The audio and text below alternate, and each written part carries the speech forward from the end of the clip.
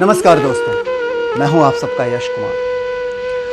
आज का ये मेरा वीडियो है सबसे ममतामयी, सबसे करुणामयी माँ के ऊपर। माँ के बारे में एक लाइन मैं कहना चाहूंगा कि मेरी तकदीर में कोई गम नहीं होता। मेरी तकदीर में कोई गम नहीं होता अगर मेरी तकदीर लिखने का हक मेरी माँ को मिला होता। सिर्फ कहने का एक सिंपल सा फंडा है कि इस पूरे विश्व में, इस धरती पर अगर कोई सबसे करुणामयी है, कोई सबसे ममतामयी है तो वो सिर्फ माँ है, बाकी कोई नहीं है। माँ के ऊपर ये वीडियो बनाने का मेरा सिर्फ एक मकसद है कि मैं आप सबको वो कमी बता सकूं जो कमी पिछले 5-7 महीनों से मैं महसूस करता हूं। I lost my mom. मैंने मेरी माँ को खो दिया पिछले 5-7 महीने पहले। 5-7 महीने से मैं हर दिन एक ही चीज महसूस करता हूं कि यश कुमार के अंदर का दर्द जो होता था वो सिर्फ और सिर्फ मां महसूस करती। एग्जाम्पल के तौर पे मैं मुंबई में रहता हूं और मैं मेरी मां को सुबह गुड मॉर्निंग का कॉल कर देता था ना, मम्मा प्रणाम, कैसी हो आप।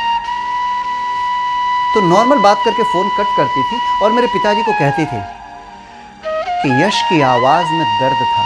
पिताजी का कॉल वापस आ जाता था मेरे पास, बेटे कुछ परेशान हो क्या। मैं बोलता था नहीं पापा, कोई दिक्कत नहीं है, बढ़िया चल रहा है, सब चीज़ अच्छा है। बोलते नहीं, आपकी माँ बोल रही थी कि आप कुछ परेशान हैं। दोस्तों, हम रोज़मर्रा की ज़िंदगी में बहुत सारी तकलीफ़ें होती हैं, हमारे पास बहुत सारी बातें होती हैं जिससे हम घर पहुँचते हैं, माँ कुछ पूछती तो माँ के ऊपर चिल्ला देते हैं, माँ को हम डांट देते हैं। कभी ऐसा मत कीजिए, क्योंकि सच है कि पृथ्वी पर जगत जननी अगर कोई है जिसने संसार को रूप दिया है, हमें और आपको रूप दिया है, तो वो माँ है। एक ऐसा शब्द जो कानों में जाते ही एक रस घुल जाता है, आपके जीवन में खुशियां आ जाती हैं, वो माँ है। मेरी माँ कम पढ़ी लिखी थी, घर चलाने के लिए उसके फैसले कई बार गलत होते थे कि ये ऐसा नहीं ऐसा होना चाहिए। मैं थोड़ा पढ़ा लिखा लड़का, मैं बोलता था माँ ऐसा नहीं ऐसा होना चाहिए।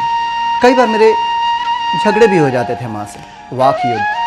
आज समझ में आता है कि काश उस वाक युद्ध को न करते हुए मैंने माँ को प्यार से समझाया, क्योंकि माँ के अलावा जीवन में कोई ऐसा नहीं है जो आपके अंदर के छुपे हुए दर्द को महसूस कर सके। अपने जीवन में अगर कुछ करना है ना, तो माँ को इज्जत दीजिए। यकीन मानिए, माँ के पैरों में आप जितना झुकेंगे ना, आप उतना ऊपर उठते चले जाएंगे, क्योंकि माँ के पैरों में ही जन्नत है। और हर आदमी तो जन्नत की ख्वाहिश रखता है अपने पास। तो अगर जन्नत चाहिए तो माँ के पैरों में जाइए। किसी ने सच कहा है कि जितना ही झुकता हूं माँ तेरे कदमों में, उतना ही ऊपर उठता चला जाता हूं। सत्य है, ये कोई लाइन नहीं है।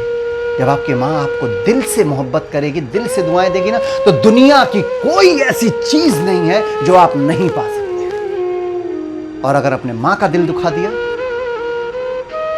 आपने अगर माँ को दुखी रखा, तो आप कितनी भी कोशिश कर लो, कामयाबी आपसे हमेशा हमेशा दूर भागेगी।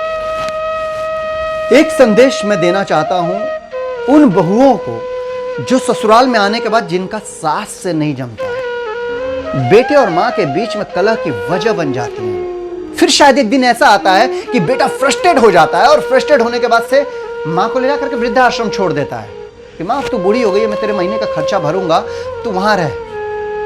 मां जाती है वृद्धाश्रम, रहती है, लेकिन वृद्धाश्रम रहने के बावजूद भी वो अपने बेटे की लंबी उम्र के लिए और कामयाबी के लिए हमेशा दुआएं करती है। मैं उन बहुओं से कहना चाहता हूं कि आपका भी बच्चा है, उसने देखा है कि आपकी जिद की वजह से, आपकी कलह की वजह से उसके पापा ने अपनी मां को वृद्धाश्रम छोड़ दिया। कल उस बच्चे की भी शादी होगी, उसकी भी बीवी आएगी, और फिर वही माहौल घर में क्रिएट होगा और फिर आप जाएंगे वृद्धाश्रम, क्योंकि उस बच्चे ने देखा है कि आपने अपने मां को वृद्धाश्रम छोड़ दिया है। तो वो बच्चा भी तो वही देखा है जो आपने किया है, वो बच्चा भी वही करेगा। क्योंकि हर इंसान कहता है कि स्कूल की शिक्षा बाद में मिलती है, पहली शिक्षा घर पे मिलती है। आप बस एक ही कोशिश कीजिए कि अपनी मां को इतना प्यार, इतना इज्जत दीजिए कि जब वो आखिरी सांस ले तो बोले कि मेरे बेटे, मेरे बहू जैसा कोई नहीं है।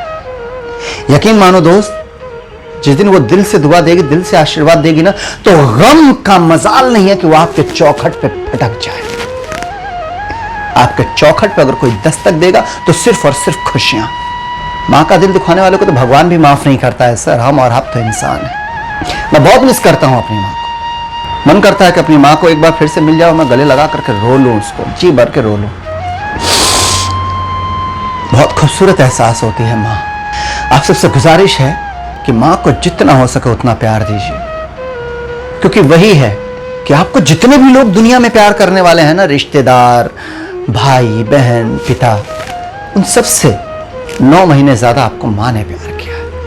बाकी के लोग आपको चॉकलेट खिलाए होंगे, बाकी के लोगों ने आपको चावल दाल खिलाया होगा, बाकी के लोगों ने आपको खाना खिलाया होगा। माँ ने अपने हड्डियों को निचोड़ करके, हड्डियों के रस को निचोड़ करके दूध पिलाया है, अपने खून को निचोड़ करके दूध पिलाया है आपको। जितना हो सके जी लो अपने माँ के साथ, क्योंकि जीते जी समझ में नहीं आएगा, लेकिन जिस दिन माँ चली जाएगी ना, उस दिन रोगे, उस दिन एहसास होगा कि काश मेरी माँ वापस आ जाए।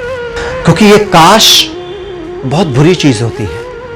हमें लगता है काश हमने ये किया होता, काश हमने वो किया होता, काश ऐसा होता, काश। कुछ नहीं होता है, जो है वो आज में है। आज जी लो, जितनी जिंदगी जीनी है जी लो, जितनी खुशियां देनी है मां को खुशियां दे लो, ताकि आखिरी सांस लेते हुए वो यही कहे कि मेरे बेटे ने मेरा पैदा करना हुआ स्वार्थ कर दिया। मां के ऊपर क्या बोलूं दोस्तों, मां ब्रह्मांड है। मैं तो मां के सामने एक छोटा सा तिनका हूं।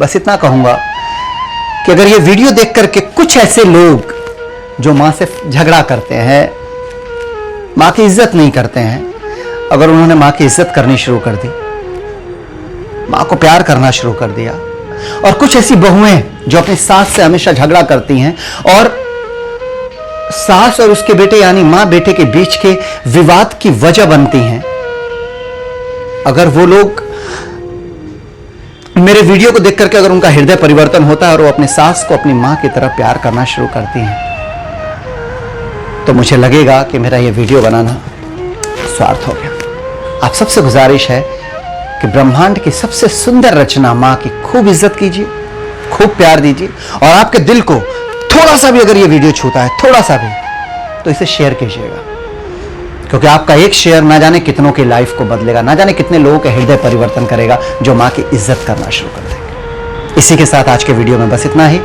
अपना आशीर्वाद, अपना प्यार बनाए रखिए अपने यश कुमार के साथ। Thank you so much.